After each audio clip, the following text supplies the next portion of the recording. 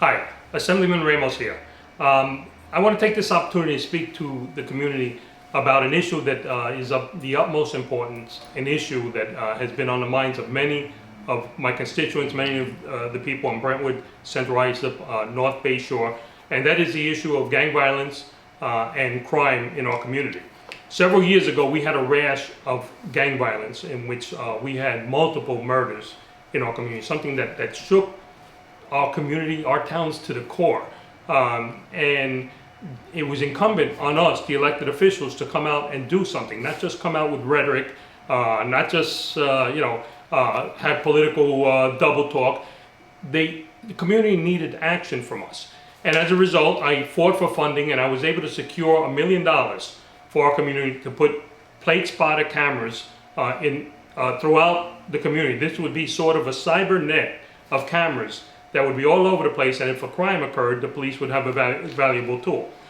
First, let me explain how this issue of the cameras, how it actually works. These are not cameras that give tickets. There's no money generated from these cameras. All they are cameras that are strategically placed throughout our community, Brentwood, North Bay Shore, and Central Islip. And the cameras, what they do is they take snapshots of plate numbers, and they data mine that, and that just stays in the records. No issue, no tickets are issued. It has no other impact on anybody. If a crime occurs in a community, the police would have to draw a case number. A detective would have to show that a crime was committed and explain the nexus between the information that he's asking for and the crime that was committed, and then he would have access to what cars left that neighborhood at the time of the murder. This is a valuable tool for police.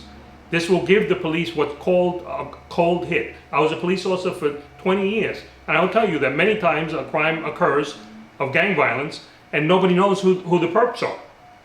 Absolutely no information. Maybe a neighbor says, well, no, I don't know who the people are, but I saw a green car. And with this system now, we would be able to know every green car that was driving around our community at the time of this murder, at the time of the crime. This is a valuable tool that brings justice to the many victims in our community of gang violence and other crimes. This is not going to be used for vehicle and traffic enforcement or anything else. It's just for high crimes in our community, and it brings justice, and it's a real constructive way to deal with the gang violence. In addition, I was able to get $300,000 to bring Strong Long Island, which is a gang prevention organization, into our schools. They are presently working, they've been working several years now with our students to try and prevent gang violence. And these are major investments that are made because we really should lean on the prevention side. But we have to do both because the fact is that these murders are occurring here, and we have to deal with it. And the public expects some action. Now, what I'm really concerned about is that recently, the Suffolk County Legislature, this came up for a vote. Well, first off, let me explain what has happened. After I secured the $1 million, the vetting process for which the county gets that money, because it's state money that I secured to give to the county police to be able to fund those cameras.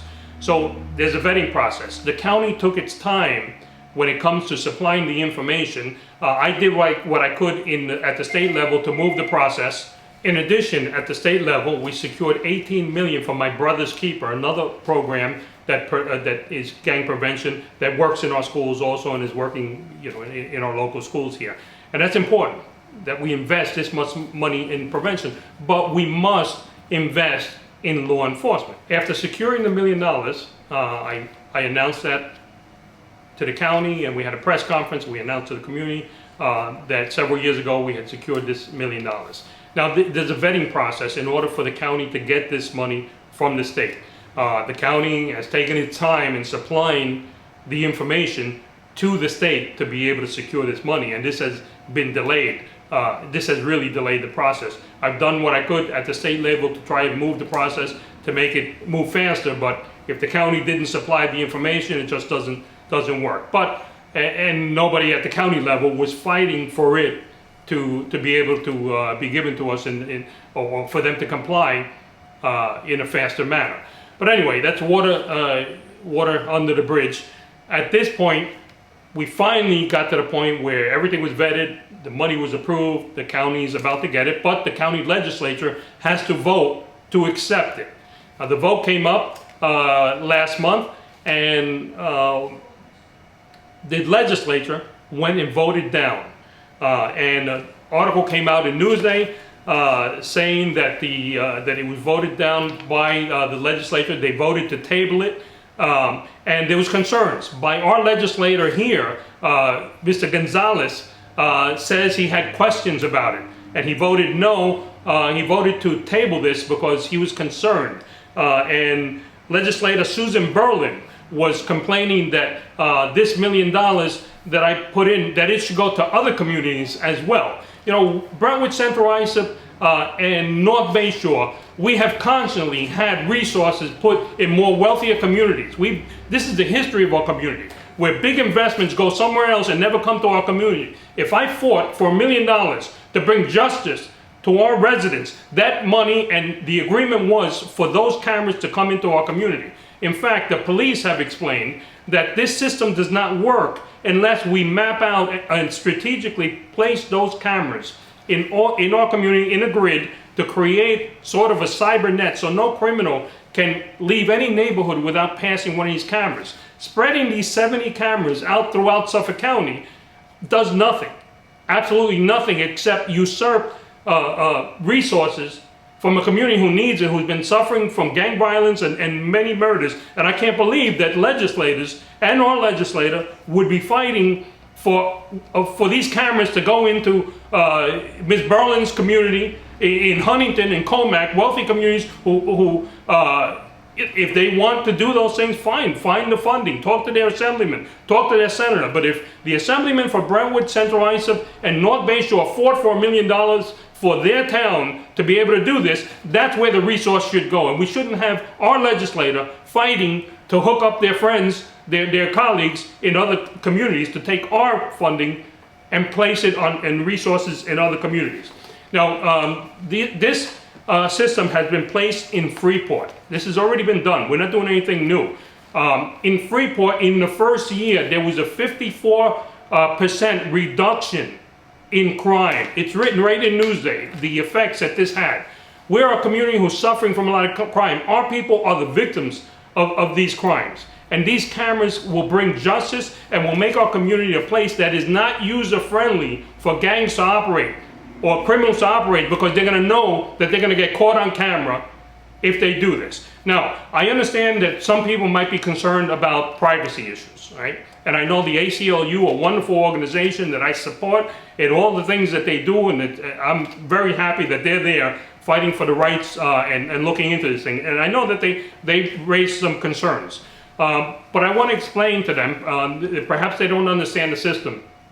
First off, as far as this being an invasion of privacy, it's not an invasion of privacy, because plate numbers, there is no expectation of privacy for a license plate. In fact, the whole reason why you're required to have a license plate is so that it could be in public view. If a crime happens, if somebody hits you, there's a hit and run, you can get the guy's plate number and report that to police, and this would bring justice to our community. That is why, the very reason why we put license plates on cars, so that the public can see it, not so it can be kept private. So these cameras are not an invasion of privacy, because these cameras don't do anything different than your eyeball can do. Your eyeball can see the plate, and so can the camera. All it's doing is creating a history of who drove on a street at a particular time, right? So I understand their concerns, and I applaud their efforts, and I look forward to working with them, certainly so that they can understand, and this way it can address their concerns. This is very important for our community. To our legislators, we are demanding that you vote yes on these cameras, and that the cameras go where they're supposed to go. I had an agreement with the county that these cameras would go here. This doesn't involve county money. This is funds that I got from the state outside of the county budget, and this is where it should go. It should not go to any other community. And we, the people of Brentwood, Central Islip, and Bayshore, demand that this money be placed, the resources be placed in the communities that it was intended to, in the communities that have the need. No other community has had as many gang murders as we had. This is a response to it, and this is where it should go. And no legislator should be advocating, including our own, should be advocating that this should go somewhere else. So I understand that there's a vote coming up early September. Unfortunately, our community has, despite all the other delays, we have gone an entire summer, which is the crime season, and several gang incidents have occurred in our community, and our community had to go without those cameras for this summer because the legislatures did not do their job. If the legislators had questions, which that's what they say in Newsday, that they had questions about it. As an elected official, I know that if a vote is coming up, I have to do my research before the day of the vote. I don't show up and then vote no on something because I didn't do my work, because I didn't research the situation. I owe it to my community that when a vote comes up that I know what I'm talking about and I know what I'm voting on and I take action on that day. I don't just delay it. Justice delayed is justice denied. So I hope that everybody calls their legislator and demands that the legislature vote yes to approve this funding, and demand that these resources be placed in the community for which it was intended for. Thank you very much.